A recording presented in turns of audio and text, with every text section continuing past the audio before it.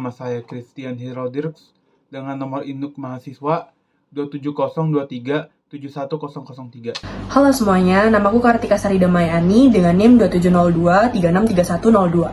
Perkenalkan, nama saya Muhammad Tara Taufikur Rahman dengan NIM 27023568733. Nama saya Raffi Ridwan dengan NIM 270366943. Halo semuanya, perkenalkan namaku Zalika Begala Radea dengan NIM 27023033816. Teori realisme klasik merupakan salah satu pendekatan utama dalam studi hubungan internasional yang berfokus pada konsep kekuasaan dan sifat manusia yang cenderung egois dan kompetitif.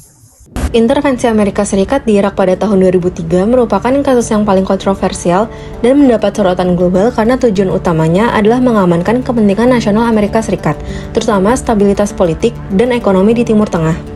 Keputusan ini dipengaruhi oleh ideologi, prioritas politik, dan manipulasi opini dari pemerintahan Bush.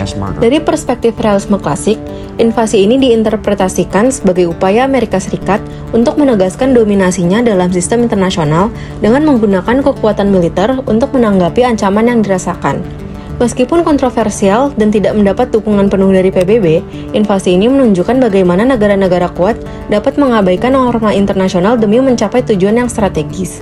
Di sisi lain, pandangan liberal menyoroti pentingnya mempertimbangkan hak asasi manusia dan kerjasama internasional dalam merumuskan kebijakan luar negeri.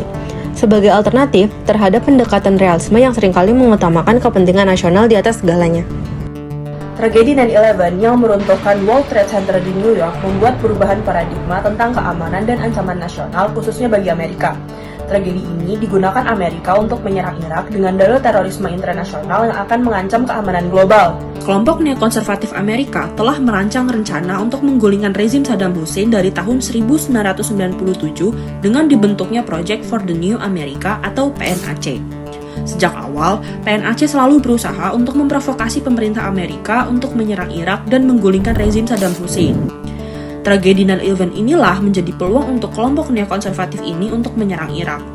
Di sini muncullah istilah doktrin Bush yang digunakan sebagai landasan utama dalam perang preventif ini. Doktrin Bush sendiri berisikan ambisi Amerika untuk menjadi satu-satunya negara unipolar dunia dan melakukan perubahan rezim di negara-negara yang dianggap tidak sejalan dengan Amerika, serta memaksakan prinsip demokrasi liberal yang dianut oleh Amerika ke seluruh dunia. Disebut sebagai perang preventif adalah karena dalam menghadapi setiap ancaman terhadap keamanan nasional, Amerika selalu melakukan tindakan antisipasi dengan merencanakan strategi preemptif dengan memanfaatkan kekuatan hegemoninya. Berdasarkan pasal 51 dalam piagam PBB, self-defense diperbolehkan dalam preemptive war. Akan tetapi, jika suatu negara tidak terbukti melakukan serangan kepada negara lain, maka self-defense tersebut dikategorikan sebagai tindakan preventive war.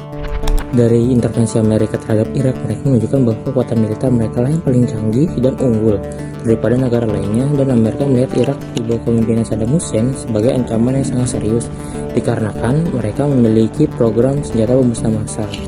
Dan dari teori realisme klasik juga ada pada perang Amerika-Irak ini lebih berfokus kepada kekuatan militer masing-masing dari kedua negara, atau diartikan mereka seperti beradu yang mana militer yang kuat dan teknologi mana yang lebih modern dan lebih efektif. Dan pada teori ini juga aktor yang paling condong itu adalah negara yang ingin mengendalikan negara lainnya. Kelemahannya, Amerika terkesan tidak peduli akan kehidupan warga sipil. Mereka seakan-akan melupakan norma yang berlaku. Mereka asal melakukan pengeboman dan penembakan yang menyebabkan banyak warga sipil yang menjadi korbannya. Mereka juga melakukan pelanggaran hak asasi manusia. Seperti bisa dilihat dari segala sisi, Amerika gagal dalam membuktikan bahwa Irak memiliki senjata pemusnah massal yang menjadi cikal bakal terjadinya intervensi tersebut. Realisme klasik adalah teori dalam hubungan internasional yang menekankan peran struktur anarkis sistem internasional dan sifat manusia dalam membentuk perilaku negara.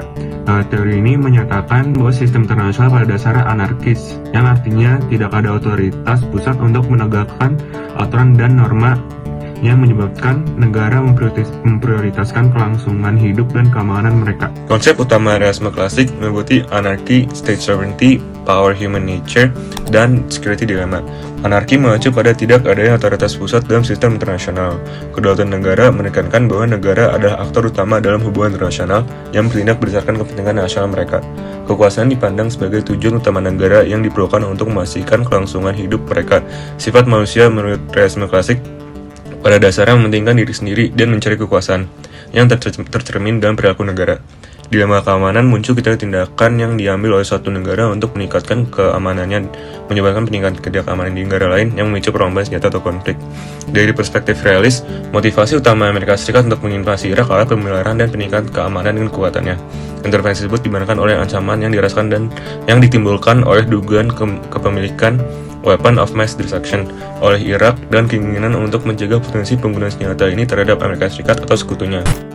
Jadi bisa disimpulkan dari materi ini bahwa dalam realisme itu negara ingin melakukan penguatan demi mendominasi negara lainnya, tentunya melalui pengembangan senjata dan pengembangan berbagai bidang lainnya.